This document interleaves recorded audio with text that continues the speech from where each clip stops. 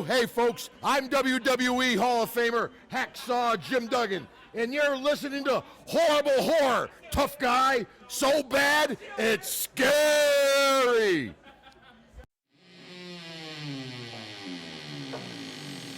Horrible horror, so bad it's scary. Splitting up is never okay. Plot, who needs it? Don't turn on the lights. Cars don't ever start, but that's alright. Running upstairs instead of out the door. Good acting, what do we need that for? Horrible horror, so bad it's scary. Enjoy the show, but not really.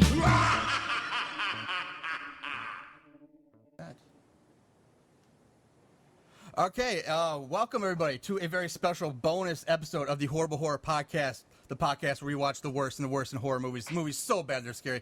I'm your host, Marshall Hampton. This is my co-host, best friend, Mr. Aaron Southworth.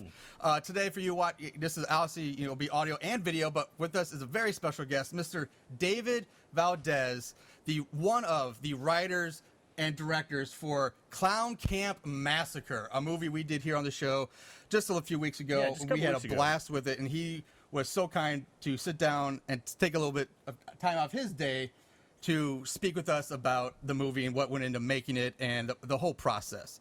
So this should be David, really thank you fun. very much. Yes. Oh, thank you so much. Yeah, kind of glad it's got legs. I mean, it's been a long time since we made the film, so. Yeah, it's a few years old now. It was Yeah, what, 2010? Was it? Yeah. But we actually principal photography was like in 06. Okay. And it took maybe like 2 years to post it. So it was done in 08, and then we got a distribution deal with Troma, and then that took us a year to get our distribution deal. It took another year before people saw it. So it was like 2010 before. So it says 2010, but like we were done with it Well, that we were shooting it in 06. Okay, that might answer one of my questions, because when I was doing my research for it, and one of the segments we do 5-star reviews, and I came across a 5-star review from a fan who said he had been following the production of this movie for 4 years, and I was like, couldn't believe that would possibly be 4 years, but I guess the way you just explained it makes sense that it would be, I guess, 4 years when you started, and then when it got released with Troma. And I guess my follow-up question is, did you realize that you had such a hardcore fucking fan that would follow you guys for 4 years on this? No. I mean, it's funny because when you make a movie, it's a lot it's like dating and kind of being like the first person your first girlfriend, and you're like, oh, everything's going to go great. And like you imagine like it's going to do, you're going to imagine that every person in the world is going to see your film, and that kind of like drives you.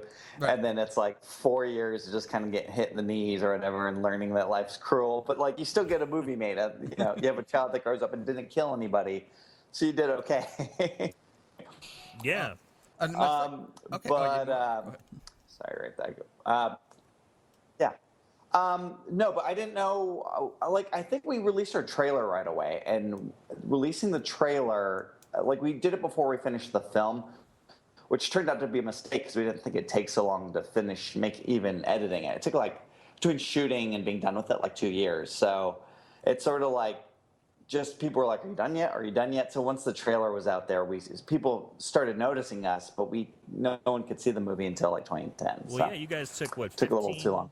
15 days to film it, some breakneck pace to get the movie done, and then I don't think people realize how much time it takes to make it a finished, polished product. So, yeah. So that's what you're doing in your indie style.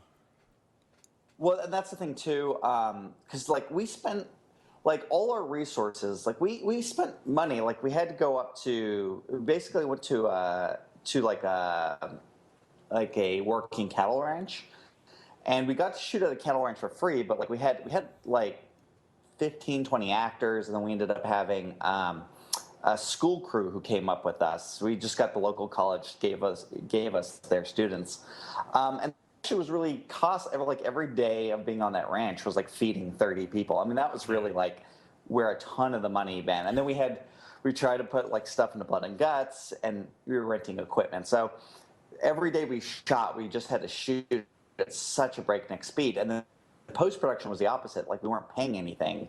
So it was just like, just every day sitting there and doing it yourself. And you could get as elaborate as you want, which is something you learn later, is like, you can't be too precious. You got to just like hit it hard, or post can take you 2 years, Yeah. So actually, you just brought me to a few of my other questions. One, I want to go back on, when did Troma officially become involved with this? Was that after you were completely done with the movie, that they just picked up the distribution rights to it, or were they involved beforehand? Because I mean, Lloyd Kaufman's in the movie himself, so how did that come to be? So we had a working relationship with Troma, but so I had done, Phil Gunn and I, my writing and directing partner, had done we did a short like in 2004 that made it to Troma Dance in Park City, and it's called Kung Fu Kitties, and it was about these kitties who basically, it's like a cute kitty movie, but then they fight and it's really graphically violent. And so Phil and I got this idea. We were pitching Troma a film, and we're going to do a movie called Mormon Bachelor Party, which was kind of like, all our titles are more or less. So we're going to do Mormon Bachelor Party, and we talked to Lloyd about that, and Troma expressed interest, but like, we wrote a script that was way too expensive to produce. So while we were in between drafts, like Phil and I just we'd seen this movie called, the short film called Klown Kamp with C's, and it was really, I hated the film. It was really like a saccharine, like it's just I really hate manipulative, sweet movies, and I hated the film so much I just was bad-mouthing it. And I told Phil the only thing that could make me like that movie would be add the massacre to the end of the title. And it was just like, boom, right. We were like, we just looked at each other and knew that. And like, we had like half the plot down in like 10 minutes, which I don't know if that's good or bad, but it was like Friday the 13th meets like, kind of Police Academy and clowns. But so Phil and I switched gears. We wrote that. We approached Troma, but Troma being in business as long as they are, they don't really give out money. I think they used to do it on the front end, but like so many people make movies now, and so little money is recouped, that they kind of just like they helped us, but they just like Lloyd came for a cameo, and then he's like, well, we want to see the movie, we would like to distribute. So that helped us actually get the movie off the ground. But then by the end of it, we weren't 100% sure. By the time we had a finished movie, we kind of looked at our options, and really, it's just like I grew up watching my Troma films. The really shitty Troma, the animated title coming up. So to this day, it's like whenever I don't watch Klown Kamp that frequently, but whenever it comes on, it's kind of this exciting, like this very visceral child feeling of seeing the, do do do do. Yeah, movie rolls in. So that's. So yeah, but it comes on. So yeah, they came out right at the end. Okay. And you already answered my one question about how you kind of got the idea for this movie, because you just said that you saw another movie and it just kind of led to your brain just exploding this wonderful idea that you went on to make a movie for. Yeah, I gotta say it's pretty unique. I don't know a lot of people who are into clowns, about clowns. Oddly enough, I don't know if you can see behind us. Apparently, my grandma was. I found that in my old, in my parents' basement when I was helping them move, and I was like, "Oh my God, this is that disturbing clown picture." So amazing. It's really disgustingly bizarre. But so when we did the review of the movie, I just happened to have it in my trunk because I helped them move, and I was like, "Oh man, this has got to go on the wall now." So because of Klown Kamp Massacre, we have my grandma's disturbing painting still. That is there now. From it has new life. Fixture in our recording area. Actually, okay. Here's I guess it's two-part for right now. Hopefully, do you remember what your overall final budget for the movie was? Like what it cost? And if you do, don't answer it right away. Just say yes if you remember. Because if you do, shit. Normally on our show, is it a game? Yeah, we play the budget game where we try to guess the budget, but we didn't have it at the time. And normally Aaron plays with our other guests, but since I'm here this is by the first time I get to play, so if you have the budget, we will both try to guess what the budget was, and who gets closer will be our winner. So Aaron, what would you guess is the budget for Klown Kamp Massacre? Okay, so free location. So we already figured that out. You got about 30 people. Food was a big issue. You did it in 15 days. He goes deep with this sometimes, trying to get it right. I'm going to say $15,000. Oh, it's close, because I was kind of looking around that ballpark, too. But because you just said you also got the free film students that come out and help. Like, acting location, 15. Oh, that's right around. I was going to say 10,000. And watch this be completely wrong, but I'm going to go with 10. You win 15. So who was closer? What was the budget for this movie? It was $25,000. Oh, Aaron got it this time. 25. All right. Which is, food is probably about 10 of that, I would think. And then we paid actors, because to get actors on a cattle ranch for like 15 days and not quit, you have to actually pay them. Not well, but you have to pay them. Yeah, And then we had to pay for nudity, because boobs ain't free. Okay, yeah, booty ain't free. And man, I just got to say, the clown orgy scene. Okay, we can jump to that one. Let's jump to that one right now. What Yeah. the fuck? Oh my god. I mean, that was off the charts. That looked graphic. Yeah. I mean, we're talking. I mean, I know it was kind of shot in a weird kind of filter, or the way it was panned around, but man, it just looked like mouths and butts and boobs and crotches were everywhere. It was like, it was a pretty quick scene, but I'm thinking, man, are they really getting laid out there? Damn. Yeah, we want we want to know whose idea was it for the clown orgy, and then as a director, what was it like for you to actually have to shoot the scene and actually watch that being filmed? I mean, that's just such a crazy scene, like nothing we've ever seen in any other movie. So we just had to ask about Not that. often you get to see clown orgies. Yeah. Hey, can I have a long answer on this. Can we pause for a second? I want to my the work internet sucks. I'm going to replug into my phone, which will be faster. Okay. But I just need to disconnect for half a second and reconnect. Sure, we can do that. So I'll be back in just a second. All right. Okay. Hopefully this is more even. Yeah, All right, we're recording again. We got it going. Okay, great. I'll edit all together when we're done. So, all right. So yeah, we were talking about the clown orgy scene and what went into that, and what it was like to shoot it and be on set for directing that scene. Just take it away. We want to know all about this thing. Okay, so so I can't remember. It seems very like I knew we wanted to have a lot of sex, and I remember coming up with the necrophilia scene, and that being like I remember that being the giggly scene. Like I kept giggling like a child every time I thought of a clown banging a dead clown. Yeah.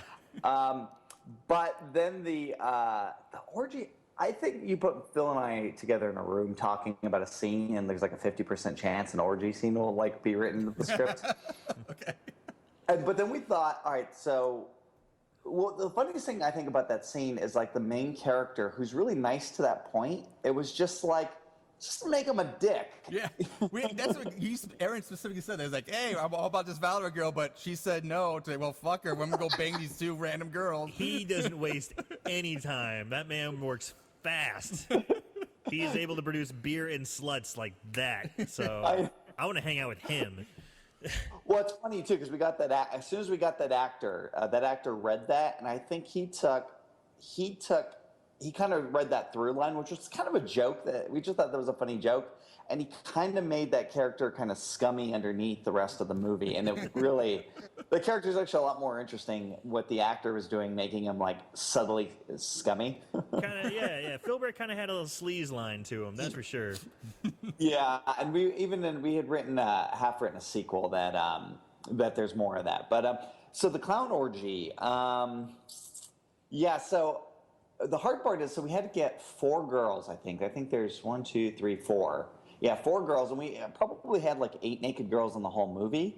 So we needed 4 of them on one day, and it is like catching like monkeys, because it's just to get one naked girl to agree to do it and not pay very much money. It's hard to get one of them, and then getting 4 of them at once is just like insane. But I think we got, I'm trying to remember. So it was my friend's girlfriend. So the nerd, right? The Gerald. Yeah. His girlfriend is actually making out with the Buster Pie. That's awkward. Yeah, it'd be some awkward conversation. And then we gave him the heavier girl, which we thought was funny. That seemed comic. Yeah. And then our friend, my buddy Matt, ended up. He just did a lot of theater in Santa Fe, and he's like, "You need girls, Dave? Just give me an hour." And he really did pretty. He's like, "How much money?" Okay, and he just made a phone call, and two hot chicks showed up. Well, on that one, it was one hot chick, and then the fourth girl was one of the crew members was kind of a swinger, and she brought her swinger couple friends over, right? Good for her. No, so it gets weird. So we show up. We're shooting in the trailer. There's this trailer in the middle of the cattle ranch, and so we go into this back room, and it's like this room had been kind of abandoned for like 20 years, so it's dirty, and we have to kind of make it like get the rat droppings out of the way and stuff. We dress it up. There's not enough room for people in that room. Camera crew, a bunch of naked people, and so we run cords, and I'm in the bathroom next door into it. So I'm watching it on a screen, kind of on a delay, trying to just yell things through the wall. Go down his pants, just keep jerking it. I'm like, on his face. So I'm sitting there, and I'm prepped to do this, right? And suddenly I'm sitting there, and a guy shows up behind me, and I'm like, why is there this dude with a mustache behind me? And apparently, so the swinger couple, right? So he wanted his wife to be in there, and then he wanted to be in the room because he thought that was sexy. But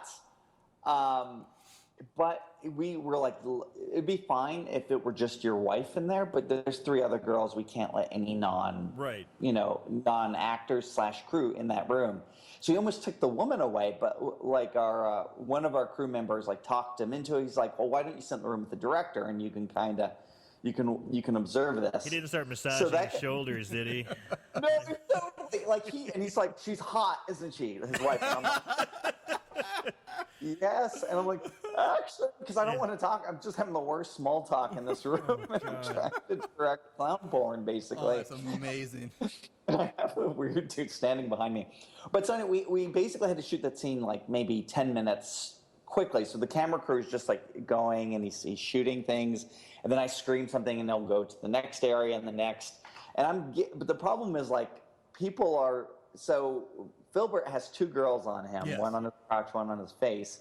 And he's just getting basically rubbed on the face because he like for about 10 minutes. And he's not on camera yet. I can't, if I were in the room, I'd be like, okay, hang on, wait for it. But finally we get there, and I'm like, just film it. And I'm like, yeah. And he's like, and Filbert finally calls cut because he had just tired of, like, he nearly broke his nose. A clown on his face for 10 minutes, which sounds like it would be fun, but you put heat and lights for that long, and Oh yeah. All good meals go bad. Well, you nailed it. Wow. You nailed it. Yeah, that's something we've never seen before. It was a great scene. It was awesome.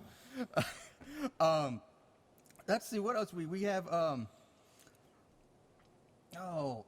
Let's go with during the skins. Okay, you are talking about. We did watch a little the YouTube stuff you sent us. The making of. Right. We watched that. So again, knowing that everybody was crammed together in this cattle ranch, and you're doing stuff. What were some of the biggest problems that you kind of had to face and overcome during the filming process? What did you have to do? Like, it was crazy because it's a mixture of like logistics. We got a lot of first-time crew people who were free, and that's a mixed bag. Like some of the people were great, and some people were just terrible. So It's like we had our food lady came right on the first day. She goes and she has this budget, which is not a lot of money, and she decides to spend half of it on the first meal and buy steaks for everybody. Holy shit! Then doesn't refrigerate the steaks. And in the morning, someone came. She's like, "You didn't refrigerate." So we had to throw out everything she had brought in. So half of our food budget immediately vanished within like an hour. sleeping was really bad. Like about a third of the crew decided to sleep in tents outside, and it started fine because we shot in September, but it went into October. And when it started, it was like, oh great, it's like extended, Labor Day weekend, and then got cold like midway through, and slowly like more and more bodies started ending up back in the house. Yeah. And the last night I slept outside, I was in a tent, and we were in the mountains, and wolves surrounded us, right? and like Gerald's grandfather owns the property, and Dan's just like, oh, they won't do it, they won't attack. But like you're sleeping, and the wolves start howling, and it's like you just don't trust, No, Jesus. that goes against like every human instinct. And like, no, get in the house, get in the house.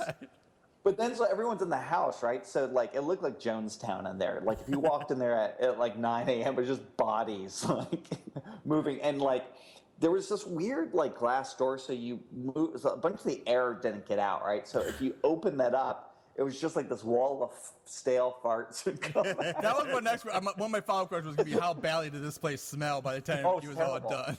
It was amazing. It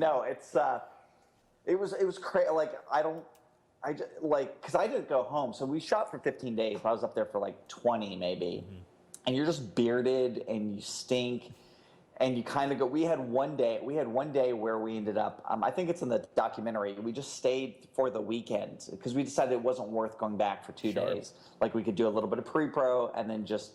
It was a cattle ranch, so we had all the steaks. So we just ate, got drunk, and went crazy one night. And we had like a meat fight, and just like people wandering off, and like it was just because it was just working. We had a mountain to ourselves. It was just very easy for people to get lost. Yeah. So yeah, no, that was probably one of the challenges. Just people, not enough money, exhaustion. Because our shooting days were stupid because we had one shooting day that went 19 and a half hours.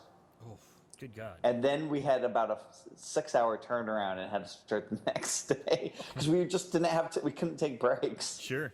And the worst part, the scene we had the thing on was the necrophilia scene. Okay. So we were shooting that at like 5 a.m, and I had this idea. You can kind of see the clown has a weird clown dick in there.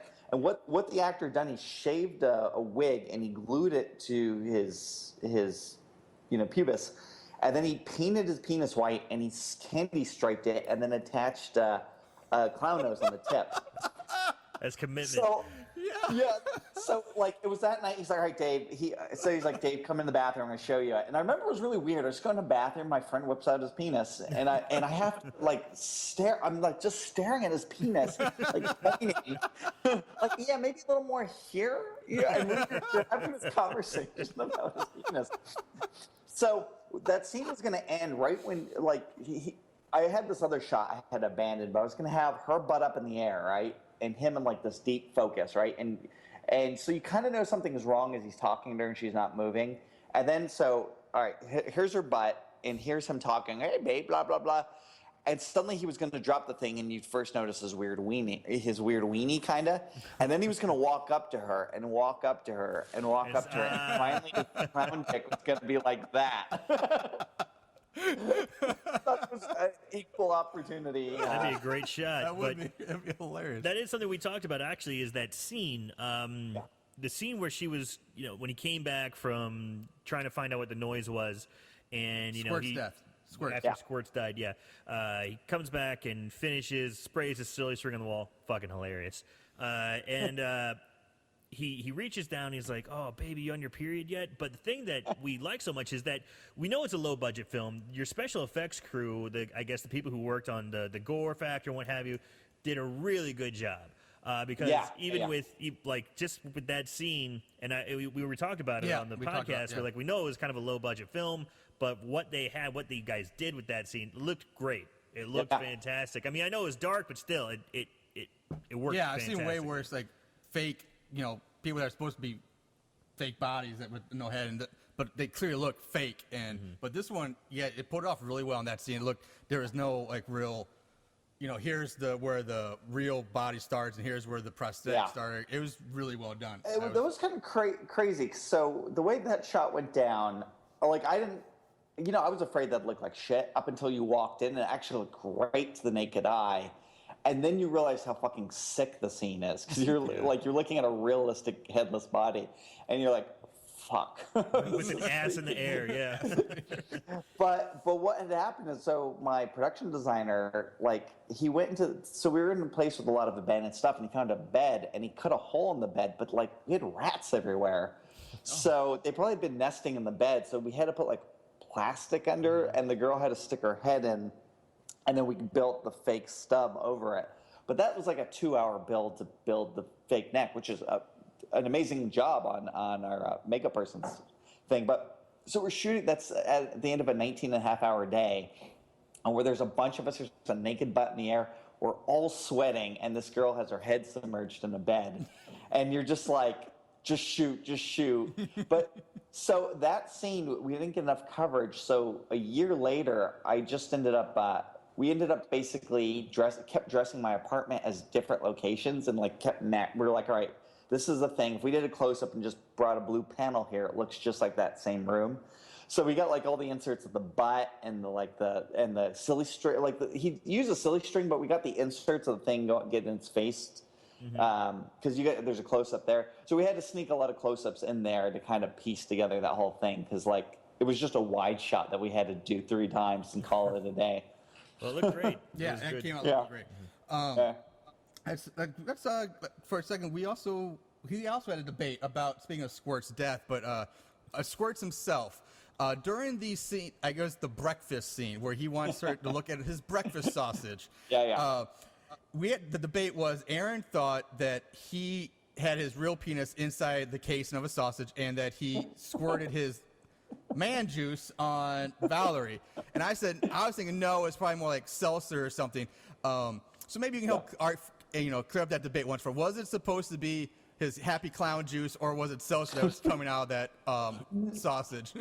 No, it was supposed to be seltzer. It's just sort of it's this clown shtick. Yeah. That it's constantly the squirting flower, but instead he has a squirting wiener. But then his death is the amazing part, where we ended up. I wanted him to jizz himself after he died. I was so glad when Squirts died. I hated that character so much. There was no debate annoying. on what happened when his death scene. That was definitely the man. I mean, he was constantly honking, constantly jerking off, and I don't know if it was something wrong with my speakers, but it just seemed so loud. So when he died, I was like, oh, thank God. I think that character is the closest to me, just chronically nasty.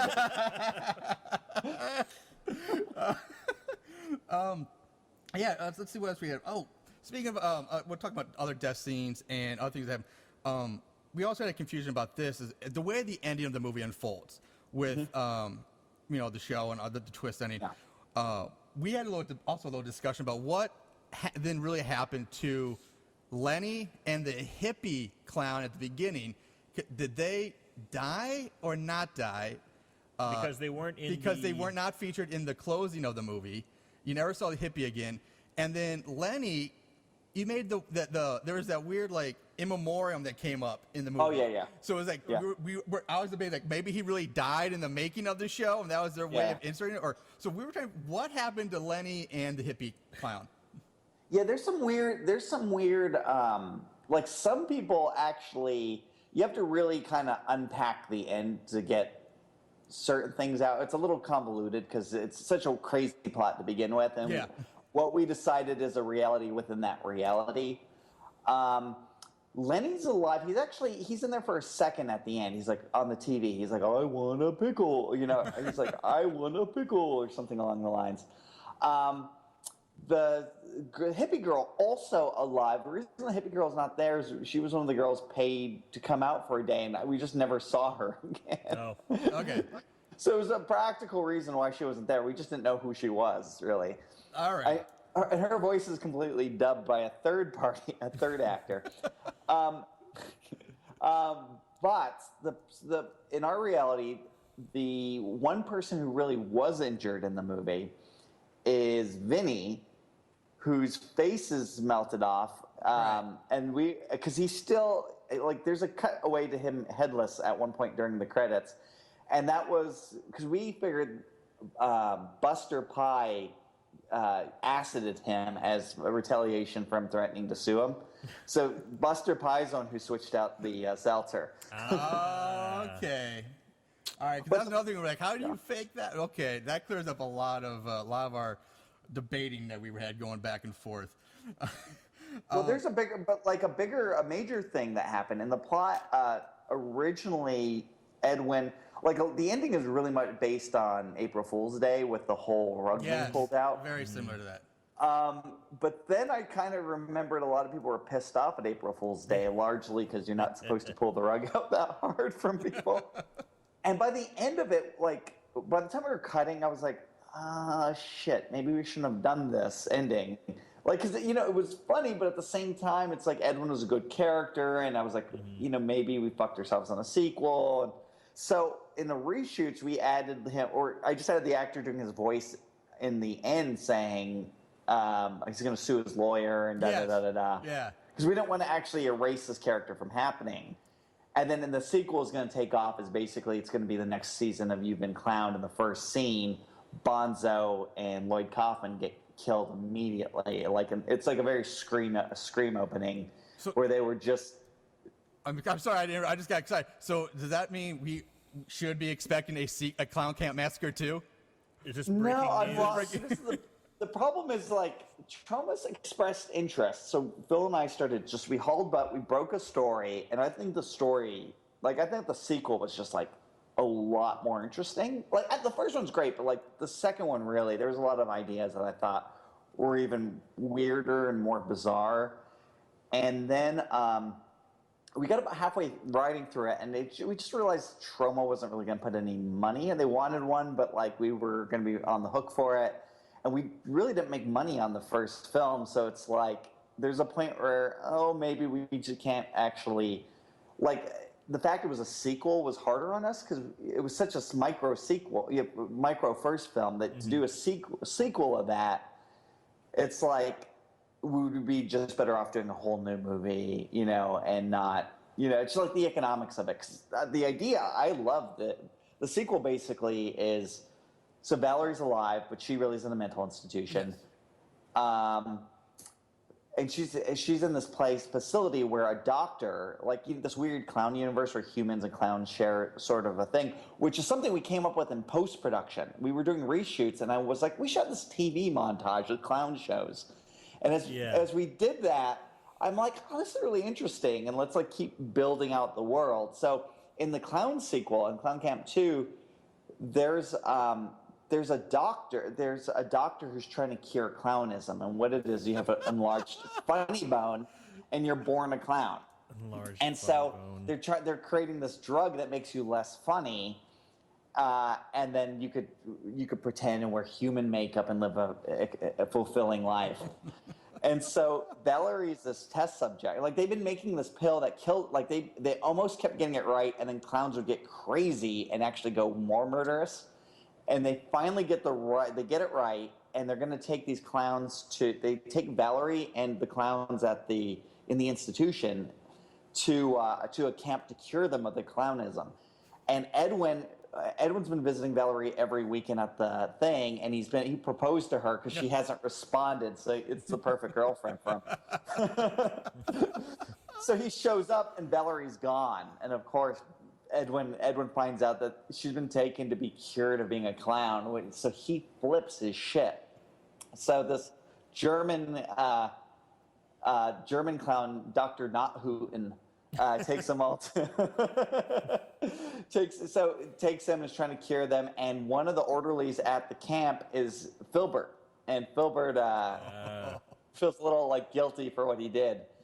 But as they go there, Edwin shows up, starts killing starts murdering the people who are trying to cure them. But then at the twist, the doctor captures Edwin and removes his funny bone, and Edwin's no longer funny. Aww. And it looks like this doctor is actually way worse than Edwin. He becomes sort of he's evil. So the clowns at the very end of the movie give Edwin, they actually free Edwin and give him the drugs to be crazier. It's sort of like the ending of Jurassic Park, where they're just it's better to free the big dinosaur to save, save the world from a bunch of assholes. Oh, man.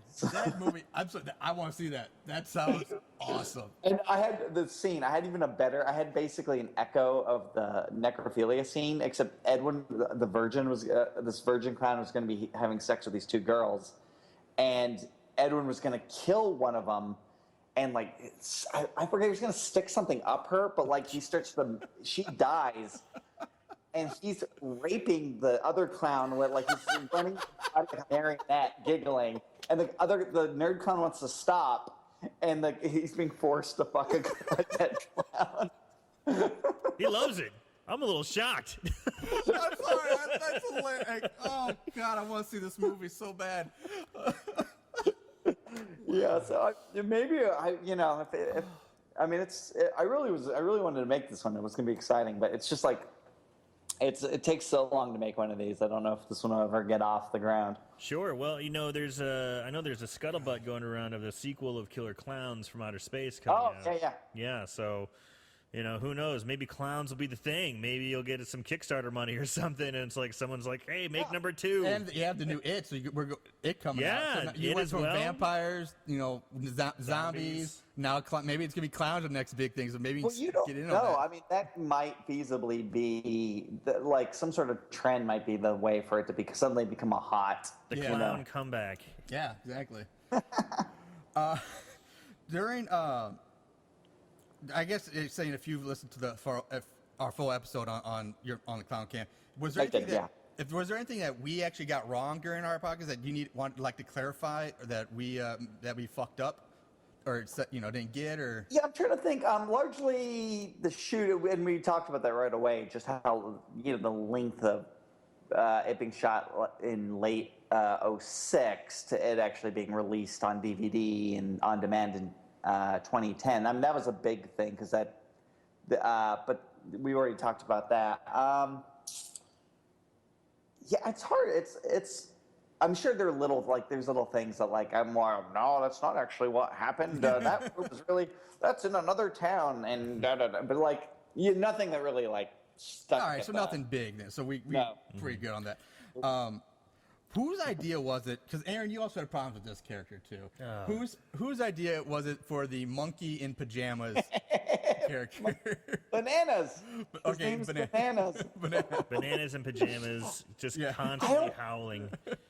I think we were just it really is a lot of the clowns and are all based on the movie. When there's horror not happening, it's all based on Police Academy. So Filbert's basically Steve Guttenberg. That makes Funny sense. Bone is pretty much like the jerk instructor. There was a couple different.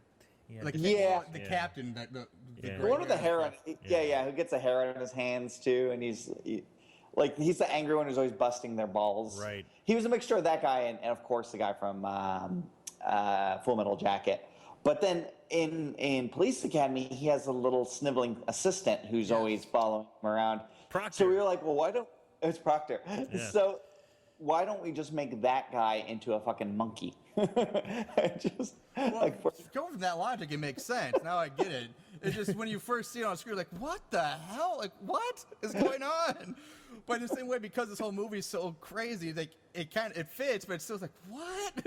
Now, the one thing I did like about the monkey, though, is when he did suddenly channel his monkey kung fu and get into the fight scene, his translation at the bottom was in broken English and Chinese. That was good. Which I thought was pretty funny. I was like, okay, that's pretty good. Yeah, I like that. Yeah.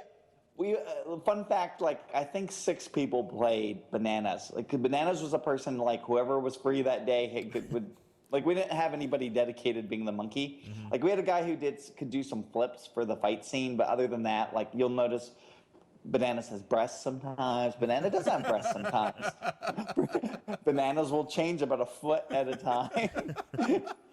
I'll have to go back and watch that for that. It makes perfect sense. I mean, I get it. It's Sam Raimi has Shemp, right? He calls Sam Raimi whenever they switch one of the the demons are always being whoever was around that day would become the Shemp. Even Edwin actually swaps because we didn't want to bring Edwin out every day for some of the wide shots. So there's a shot where it's a ripoff of Halloween. You see the house. Edwin walks out and it slowly walks to the camera, and then turns off. After he attacked Puff. The fun thing is that is actually the actor who played Puff as Edwin right there. And so suddenly, if you look at it, he has like such square cheek, like he looks a little bit like Bruce Campbell. He has these super square cheeks. So that's Puff playing Edwin in that scene. But also, remember there was a Mexican gardener in one scene where he's like, they framed the gardener. Yes. So that gardener is actually Vinny, the clown with the red hair and the scruffy chest. The fluffy chest. Yeah, he was around that day, and you're like, you want to play the gardener? That's good. So we got some I didn't pick on that one either. That's good. That's great. Now, also, I did notice that at the very end of the credits, there was an ad. It said for like a special ringtone or something. Go to clownkampmassacre.com. Okay. Did you buy some? What was the ringtone, and is it still available? Because I'm very curious. Well, all right. That's a contractual thing we ended up in. We had one of the performers, who's a really gifted musician. The guy who played Buster Pye. Yeah. Is a great musician, and he one day just got a hair up his ass and created the Klown Kamp theme song. I'm going to Klown Kamp, Klown Kamp. But then he wanted stuff for it, and we're like, well, we don't have any money. What are you going to do with this song, if you don't give it to us? So the agreement was, he's like, all right, well, I get all the ringtone money, and you have to write it in the credits. So that's some hardcore negotiations right there. Yeah, it is. Did you ever find out that he ever make any money off of No, that? I think we had it available for like 2 months, but by the time it took 4 years to come out, so I don't think everyone kind of forgot. Yeah, because I noticed that when I watched the credits all the way through to make sure I didn't miss anything, and I saw like, oh, I'm kind of curious about this. That's really funny. That is hilarious. Let's see. I'm so curious. I had some other questions here for you. Okay. Oh God, I love this one so much. So the whole I want to say gimmick within the movie with Death Curse. Loved it, especially at the end of the credits where you're doing the ad for Death Curse, the reality show. I just gotta say, I loved that whole bit. It made me laugh, and I'm begging you to somehow figure out a way to maybe make Death Curse the movie based on Death Curse the TV show, or better yet, make it a full-scale reality TV show. Like pitch it to a network, and because I would watch that. That was hilarious. It was pretty good. Well, the best part was if you were going to, and I mean we've come 10 years on reality series since then, but it was funny to think that you would actually want to, you would purposely cause Jason Voorhees to come. Right. I know. I love to see you show it where you see them hook him up to a generator, bring him back to life, and then a crew guy runs out and hands him an axe and just kind of runs away. I'm like, that's hilarious. I loved it. But the great thing too is that Crazy Ernie ends up being winning the contest at the end of the thing. So Crazy Ernie, the guy's been warning them the whole time. A hobo, okay. Somehow didn't die when he got hit by the car. Okay, he didn't die. I love that. And I think I even said it on the podcast. We've seen so many shitty movies so many times. It's don't go there. Don't go to that house. Don't go. It happens so often. It's so cliche and so bad. And then when I saw it, I'm like, God damn it. But then, you can go there. That's fine. I was like, yes. But it's that was a hard thing because when we were writing it, we were dying of laughter. The idea that you kind of follow him on his own adventure that just is completely divorced from the plot. Yeah, I liked and it. then It was in good. post, I was like, oh, should we? It's a year later, and you're trying to get the movie. You don't want the movie to be slow, so you're like, do we get rid of that? I don't know. It worked. But we only lost one. There's one thing we cut out because it was just we shot it so badly. But there was a point where before he gets mauled by a bear, he was supposed to get some place. I love the bear. Yeah, he was gonna go and he was gonna warn. The first time we see him, he screams around a bush and he's like, "There's a death curse!" And you turn around and it's a family and their kid, and they're like, "We're not going there. We're just having ice cream." He's like, "Oh, enjoy, and he leaves and he goes up and he orders some. He just really neurotically orders like Rocky Road. Got any Rocky Road? You know? So it was funny in theory, but like that one was like maybe the one that was, you know. I'm glad you left the bear mowing because that was so random and weird. But I was like, what? But I did like the fact that this little guy kept coming and going throughout the movie, just this constant kind of leaking things together. But that kind of brings me to the other question. Now that it's all said and done, was there anything looking back on it that you would want to change about it or add to it? Something that you... Yeah, a ton. I mean, it's sort of like I've sat there and kind of, you know, had to smell my doo-doo for 10 years. And, and there's a lot of things. There's a good thing about finishing a movie, because the problem with screenplays is you can keep dicking with the screenplay forever, and you keep almost rewriting the same thing. You should just move on. So it's kind of nice that we made this and it just got made, because I think I would radically change a lot of things, but that's just because I'm changing as, you know, as a filmmaker. But I would have probably killed the reality show at the ending. I probably just would have had a fight with Edwin, because I think he's just a cool character. And we had actually the hard part, which was giving him a reason to be angry and a thing. And it's sort of like, we just were being I just feel too clever. Like, we actually had a villain. We should have just played it out, I feel. We cut maybe a quarter of the screenplay out of the, so about a quarter of what we shot in the first act, we never made the edit. Like, we had it we had a very long first cut. And that is a real problem, because we could have used that's probably 3.5 solid days of wasted time that I could have had in real scenes, and you could have seen it. So it's sort of like maybe we should have gotten that. Like, I think with experience, I've been like, these scenes aren't that important. Sure. You know, you don't need to you don't need to have them be dorm roommates for a scene. You know, it's sort of like that doesn't go anywhere. So yeah, picking the right scenes. Trying to think. A lot of it's just like, it's like I like a lot of the kill. I think we had to do a lot of reshoots. Like, what you don't know, every killing basically is half reshoots. Like you know, so the opening of the movie, right? Mm-hmm. You know how there's 3 guys that get killed at the thing, and then you follow Edwin, which is like, we kind of have like, what if Michael Myers wouldn't shut the fuck up? You know? Oh my God! Now you say it, you're totally right. Yeah. And he even wears the clown mask in the original Halloween movie. Yeah. Yeah, and he's doing that, but he's like, "Hey, I'm a chatter," you know. Yeah. No, I really thought that opening scene was great. There were some great moments like of writing, and in the way the actors, the choice they made to deliver those lines. And one was that beginning scene where he's going around showing everybody the what he's done.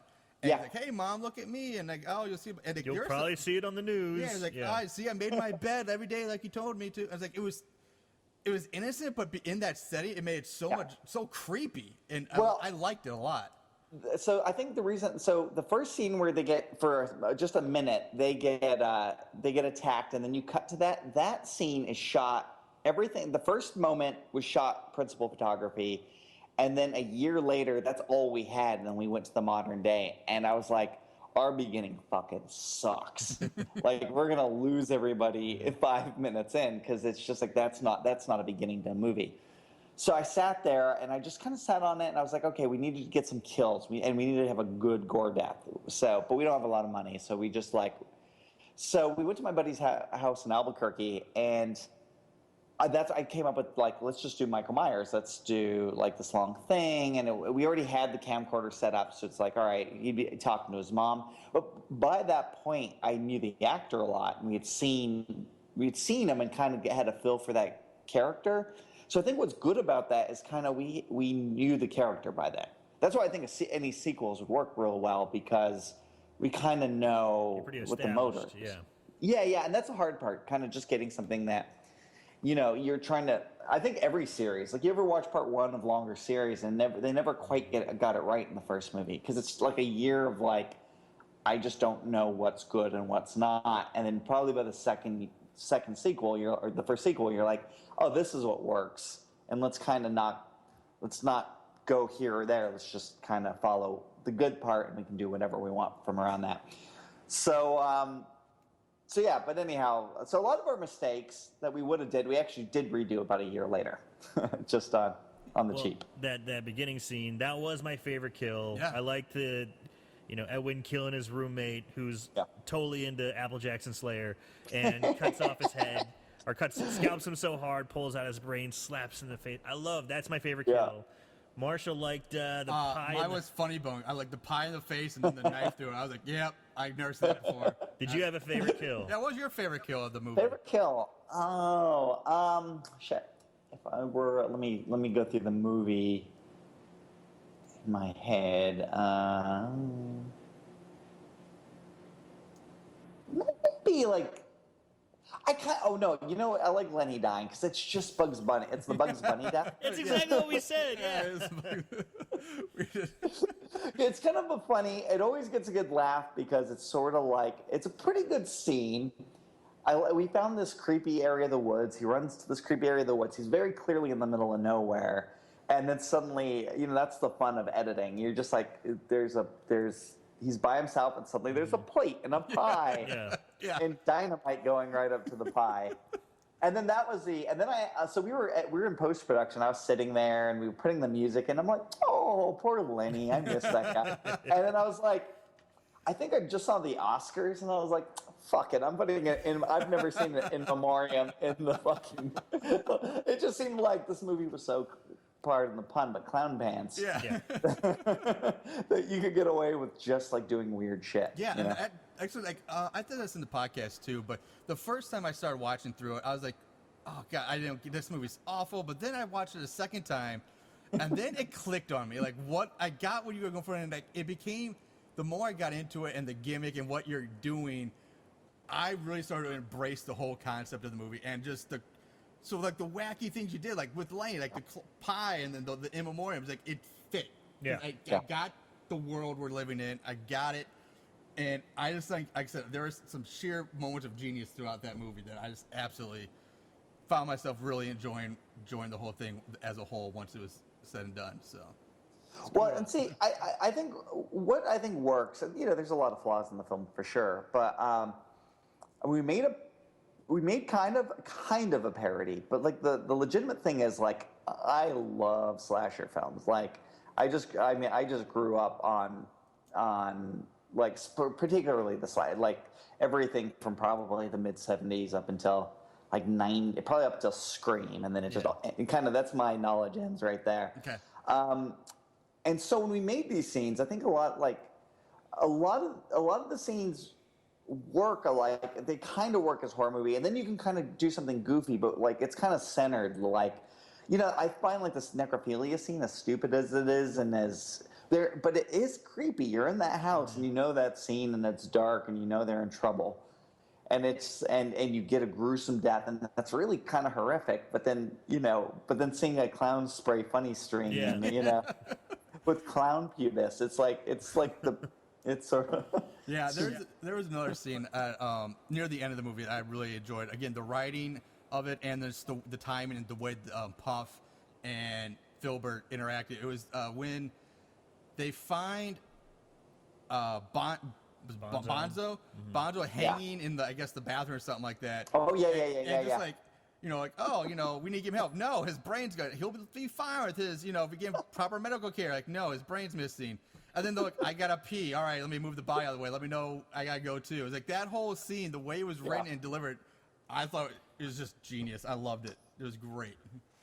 That's a good. Like me and Phil wrote up through. That's pretty line accurate through the. Maybe he can live a fulfilling life. Yeah, I don't know. Blah blah blah blah blah. And then they're like, dude, we're getting out of here.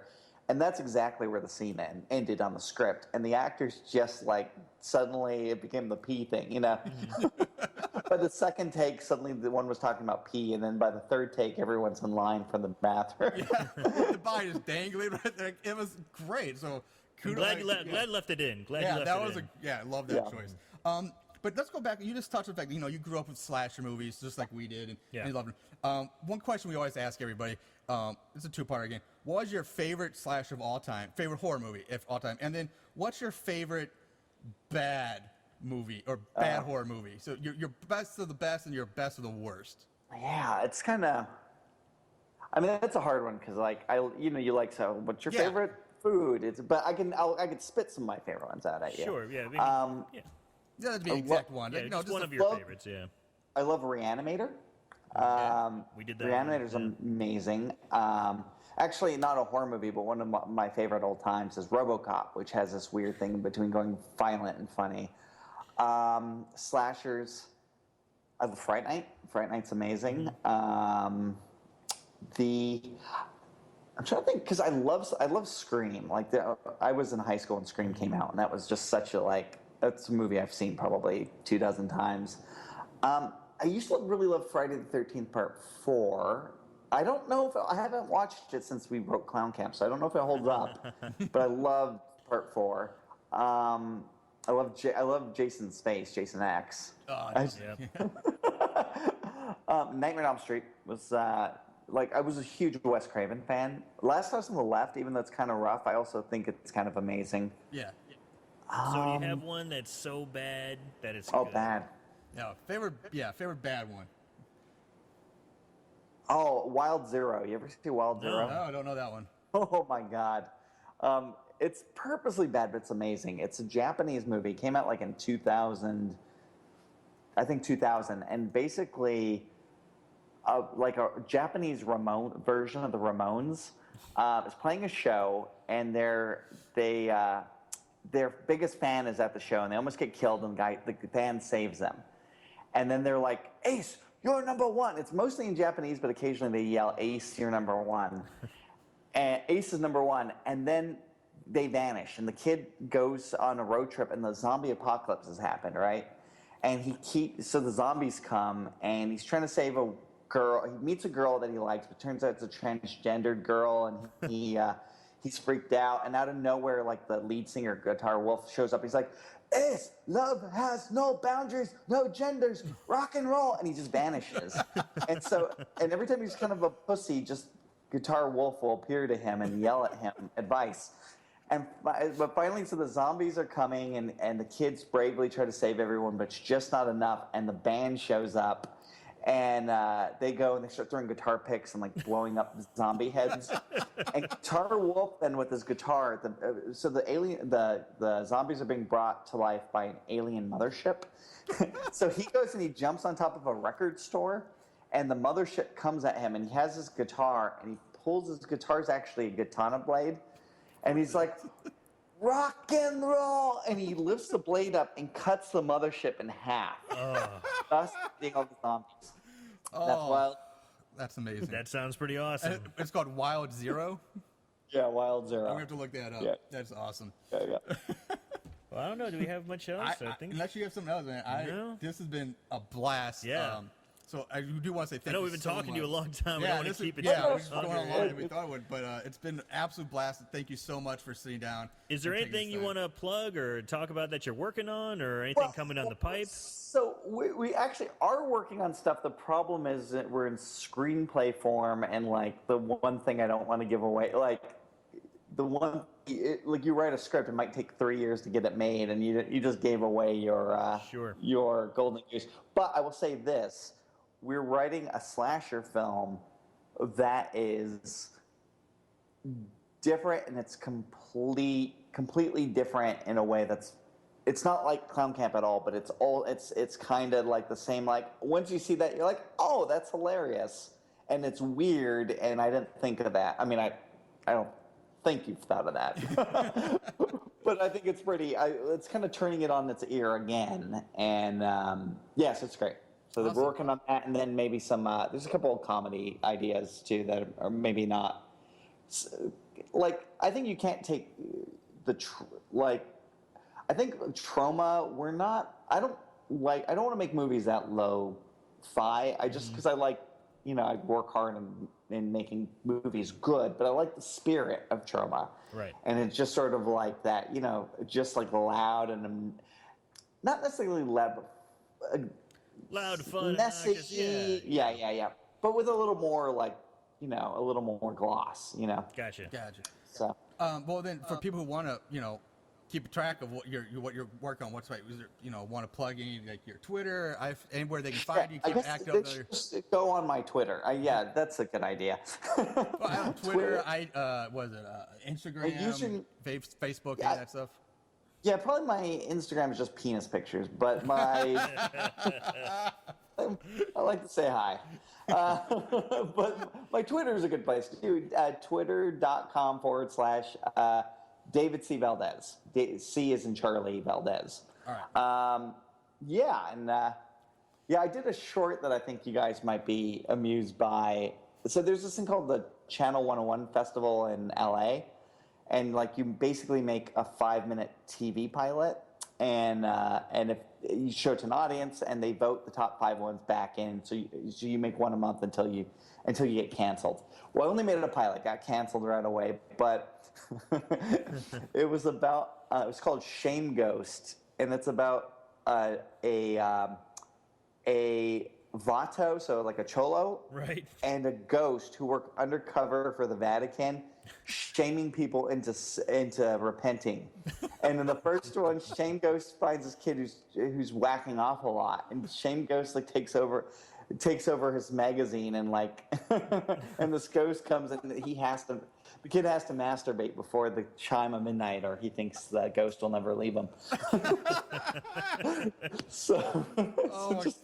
Yeah, I noticed. I look like Shame Goes and the Kung Fu Kitty Kitties, things. yeah. We check out your, of course, the IMDb, all that. Is there a place where people can actually find those? Are they available to watch anywhere?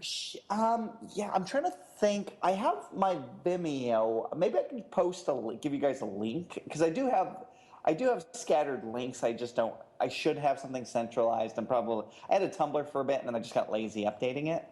But and we used to have a website, and I just haven't been to having to author a website seems so. Like personally, I always just send my people to my Facebook, but I will send you links if you guys will post them. Yeah, and I'll send you. Send us links. Whether use our Twitter or Instagram or something. And there's also I don't know if you guys watched. There's a short film, the mini. We did like a sequel short to Klown Kamp Massacre called Bloody Birthday. yes, I should have asked about that earlier. It's Edwin, same character. Yeah. But is it actually like a direct sequel, or is it just the same character? It's just a character. He's living in his. So we went. This is a tangent, but we played in a festival in Baton Rouge, and we were out in Baton Rouge for a week, and we had Jared dressed as Edwin, just promoting. But Jared gets so into character that he was really Edwin, and he was freaking people out, and he was so good. Like he was going around LSU. And he was just like, he was fucking with frat boys. And you'd think that was a bad idea, but like those guys Jared's not crazy, but Edwin is crazy. Mm-hmm. And those guys would not mess with them. At one point, the frat boys, they had this chicken, like the mascot chicken, right? And the chicken was walking around campus just being like this ballsy chicken. And Jared, as Edwin comes up, and he's like, "What's your?" And he starts sticking his face inside the chicken. And he's like personally taking offense to a chicken. Right. And the frat boys are sitting there, and the chicken doesn't know what to do. And he's like, "Oh, you think you're funny?" You know? So by the time I wrapped this, I was like, "Shit, we need to make more Edwin." So we made Bloody Birthday, and the idea of Bloody Birthday was like we might do a couple like shorts of Edwin just little Edwin shorts, kind of like Pixar does with like Toy Story. Yeah. Oh, that weird Ice Age rodent thing. Yeah, but like the characters have kind of wandered off, and my idea was really simple. It was going to be Edwin at a birthday party, making people uncomfortable, and I think we got in our head to give it more structure, and we wrote much more of like an arc to it. And honestly, it's fun, but I think we overwrote it. I think like you'll watch it, and it has some really cool moments in it, but it wasn't like I didn't bottle what I had seen Jared doing when we were wandering around LSU, and he was just being creepy. And that, like maybe down the road, if Jared wants to, maybe I'll just have him do that again, because it was fun watching him. I mean, it would almost be you wouldn't have to write things. You could just literally just tape him let fucking. Yeah, it's improv artist, whatever.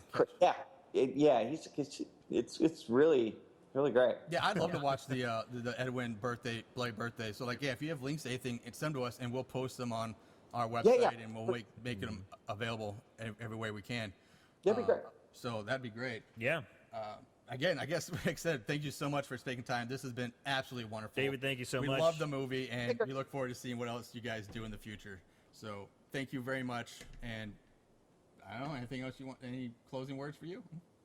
No, man. Thanks a lot. All right. Cool. Well, Adios. thanks, guys. Appreciate it. It was a lot of fun. All right, you. great. Thanks. Bye-bye. See ya. Okay.